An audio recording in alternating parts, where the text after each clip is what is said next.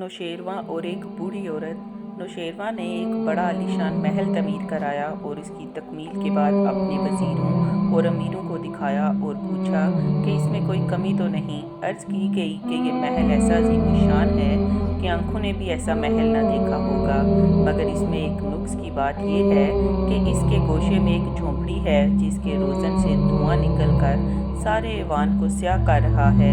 उसे उठा देना चाहिए ताकि ये महल बिल्कुल बेदाग हो जाए। नौशेरवां ने कहा कि ये झोंपड़ी एक बूढ़ी औरत की है जिसने सारी उम्र इसी झोंपड़ी में बसर की है। अब वो कब्र में पाँव लटकाए बैठी है। मैंने ये महल शुरू करते वक्त उस बुढ़िया को कहला भेजा था कि ये जगह मेरे हाथ बेच दे और मुँह मांगी कीमत ले ले, या इसके इवज़ जैसा अच्छा चाहे कोई मकान ले ले। उसने जवाब दिया कि ऐ बादशाह, ये जगह मेरी मलकियत है, इसी में मैं पैदा हुई और इससे मानूस हो गई हूँ। मैं तो ये देख कर कि तेरे पास इतना बड़ा मुल्क है बुरा नहीं मनाती और तू इस गरीब की झोंपड़ी देखना गवारा नहीं करता। मैं इस बात से मुतासिर होकर खामोश हो गया हत्ता कि महल बनकर तैयार हो गया। अब जो इस झोंपड़ी से धुआं निकल कर महल को खराब करने लगा तो मैंने पैगाम भेजा कि धुआं क्यों निकालती हो, तो बोली कि अपने लिए खाना पकाती हूँ। मैंने उसके लिए भुने हुए मुर्ग वगैरह समेत तरह तरह के खाने अरसाल किए, इस पैगाम के साथ कि ऐ माँ, मैं हर रोज़ तुम्हें किस्म किस्म के खाने भेजता रहूँगा, तू अपनी झोंपड़ी में आग जलाना छोड़ दे।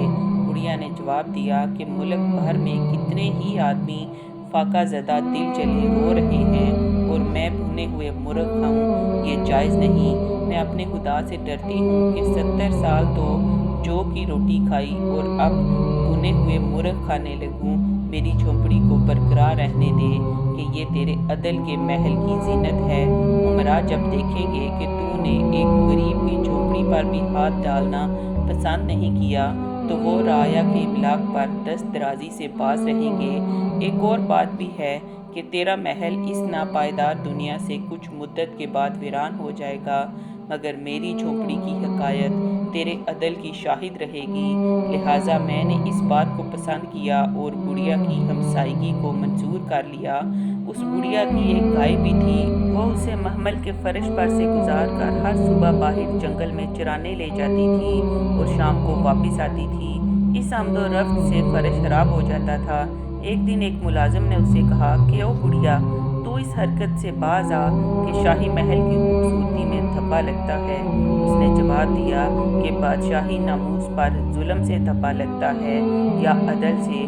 मैं जो कुछ कर रही हूँ बादशाह की नेक नामी के लिए कर रही हूँ।